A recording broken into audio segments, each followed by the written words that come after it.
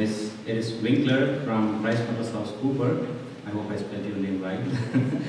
And she would enlighten us on the topics of finance, more on a strategic perspective.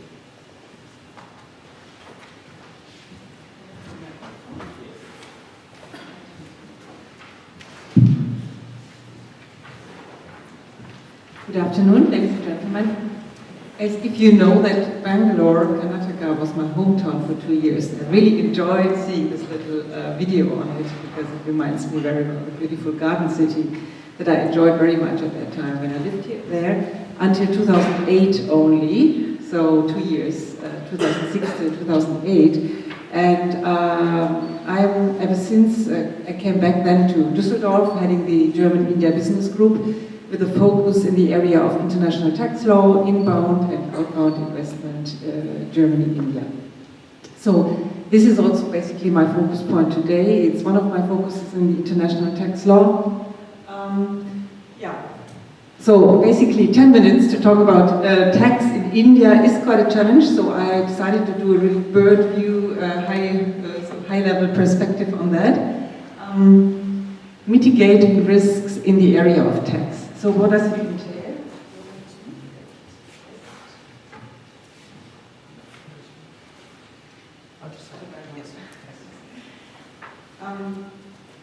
Basically there are three sections I would like to touch in a very short myriad. Tax structuring options for entering the Indian market.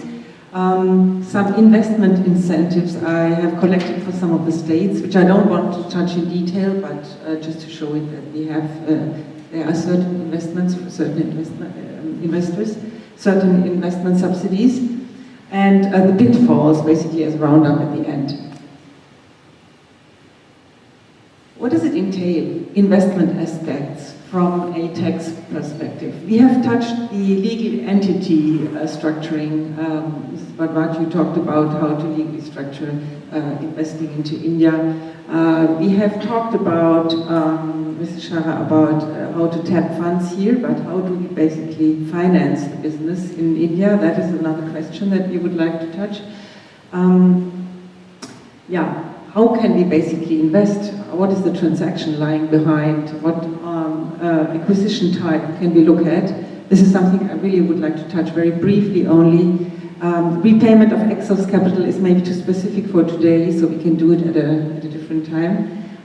Exit strategy is also nothing which I will cover today, but things we should think of before we start investing into India and also into other countries. So. This is very small, I have to say, and I don't think you can read it, right? So, that's it. However, in the upper line, basically what we have done here is the scenario of having a foreign company investing into an Indian limited liability company, partnership or branch. And this is a little overview which basically shows you what are the tax consequences if you have profits in India. So basically what I want to say is now in Western industrial countries at the moment you have a decreasing tax rate going down from above 30 now to the 20s. In Germany we have roughly 30% depending where you're sitting. In India the tax rate, the base rate, is for smaller companies with a turnover of a maximum of 250 crore, which is around about 32 million euros. If you don't have more turnover than that, you have a base rate of 29% roughly. However, for other companies which are bigger, have more turnover, the tax rate can vary between 34%, or if you have a branch in India, it can be more than 40%. And saying that a branch basically means not only the case where you establish a branch, where you decide to open up a branch in India, but it's also the case where the tax authorities might consider that you have a permanent establishment. So this was covered earlier today, where, for example, you send one of your employees more or longer than 3 months to India, where you have a distributor, somebody who is dependent agent, somebody who's a dependent agent, or somebody who has a warehouse, even if he has not the right to conclude contracts. If you have a key to a plant where you do some design, and even if it's not your plant, but it's your customer's plant, and you have a key to this office which you use for a time. So these are all reasons which might lead to the conclusion of the tax authorities. You have a permanent establishment in India, and they will tax your income as branch income, which is taxed at 43% flat. So these are things you have to keep in mind. You can avoid that. So it's just something you need to keep in mind to know before you start working there, or before you send somebody to India to work for you there. Branch taxation as such is 43%, and it stays 43.7 maximum, whereas in other cases you have to look at the bottom line, which is the effective tax rate. So basically it's not only 29% for the small companies, but when you distribute your profits and you pay dividends from India to Germany or to abroad, you at the moment have to tax your dividends at 15% extra. It's not a withholding tax. It's nothing for which you get a tax credit here in Germany or so. It's an additional company tax. And it is actually quite heavy because 15% on the gross dividend is 20 plus 20% on the net dividend.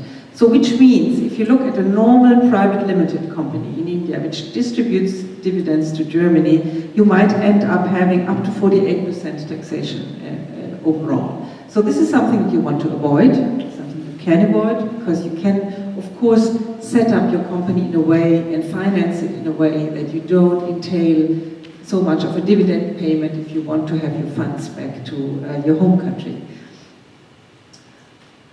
And this brings us also to funding, funding from an India perspective. So basically, let's look at the three buckets very shortly: equity shares as a base, but also some convertible instruments which are there and which you can use, which also have the character of equity, and of course the external commercial borrowings, which are also a very favorite way of funding your India business. As regards the regulatory side, equity is equally treated as the convertible instruments that I just mentioned, be it preference shares or the debentures, is treated like equity. And on the other side, on the right side, we have the ECBs, the external commercial borrowings, which are treated as a debt from a regulatory perspective.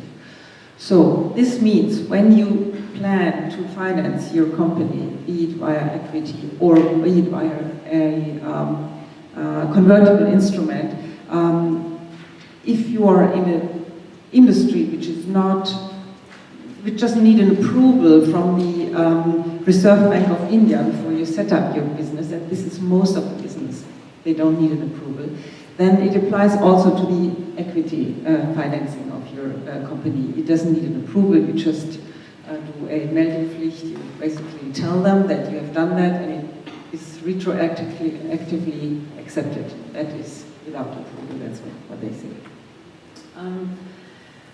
Interesting, of course, are the debentures that you can bring into India, because you have the possibility to deduct interest from your income, so you can lower your tax rate, your tax burden overall. So this is something, basically, what I would like to round it up is, it is about having the right mixture of equity and debts that you probably finance your Indian subsidiary, because of the high tax rate in particular. And of course, debts, interest payments can be deducted from your income, but there is a limit which is around 30% of the EBITDA, and this is what you can deduct from your income. There are some particularities on setting up these financing instruments. I think this is going a little bit too far at that moment, but we can touch base on that if you like at a later stage.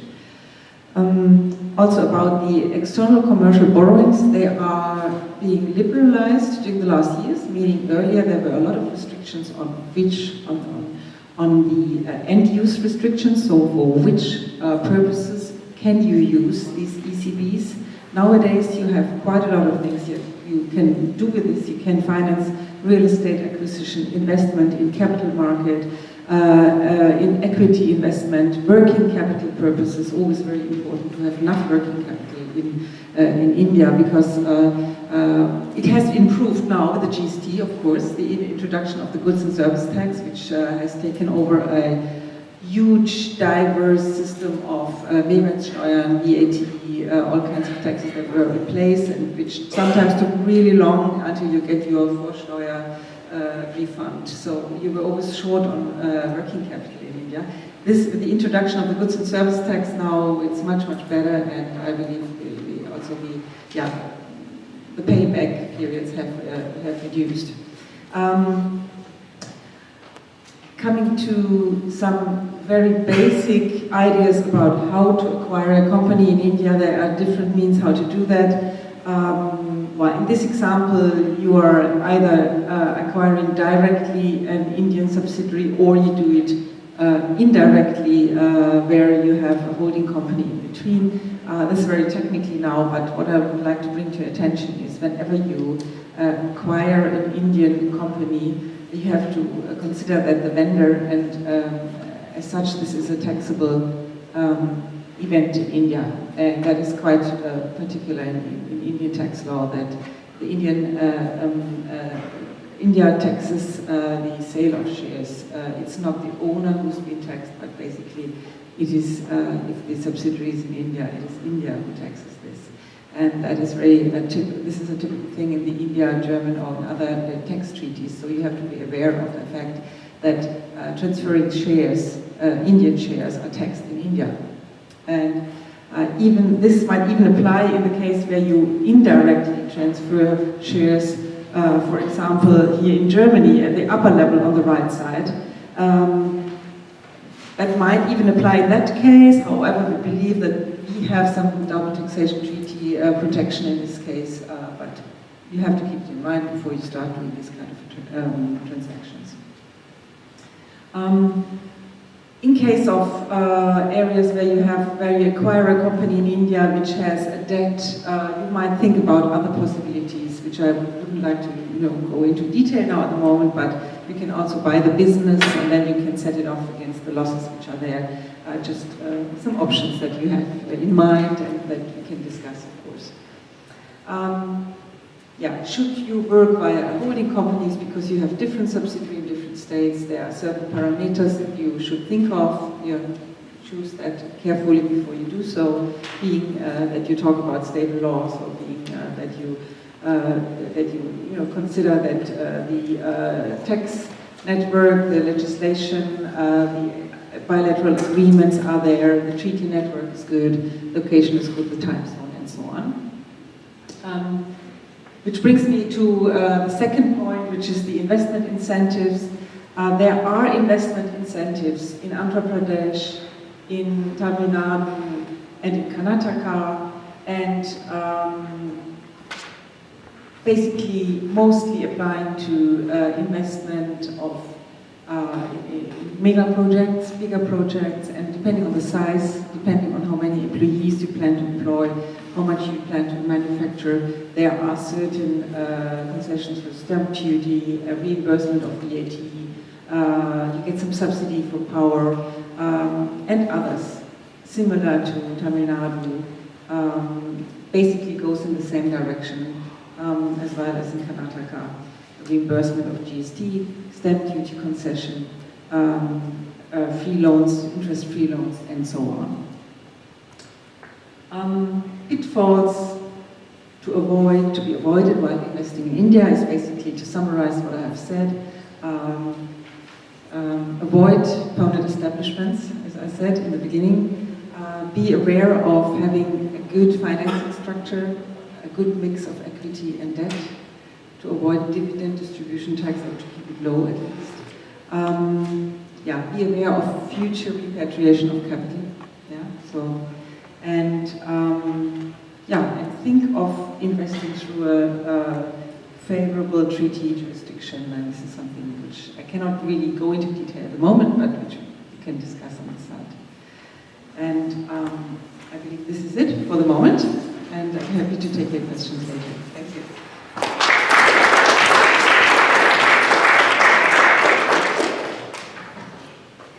Thank you very much. Now I present you the last stage